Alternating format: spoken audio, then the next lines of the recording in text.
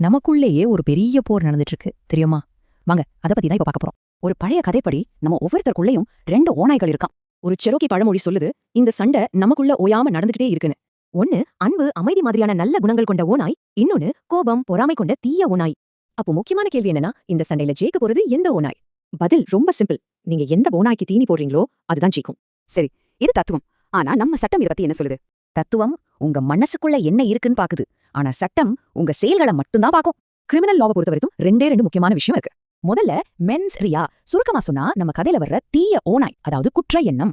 ரெண்டாவது acts reus, இது அந்த தீய ஓநாய்க்கு நாம தீனி போடுறது, அதாவது குற்றச்செயல். வெறும் எண்ணத்துக்காக மட்டும் சட்டம் உங்களை ஒருபோதும் தண்டிக்காது. ஆனா எப்ப நீங்க அந்த எண்ணத்தை ஒரு செயலா மாத்துறீங்களோ அப்பதான் சட்டம் உள்ளே வரும். அந்த நொடியில தான் அது குற்றமாகுது. சிம்பிளா சொல்லணும்னா, கெட்ட எண்ணம் மட்டும் இருந்தா தப்பில்ல, செயலும் சேரும் போதுதான் அது குற்றம். சோ நாம ஞாபகம் வச்சுக்க வேண்டியது இதுதான். எண்ணம் இல்ல, செயலே குற்றம். நீங்க எந்த ஓநாய்க்கு தீனி போடுறீங்க?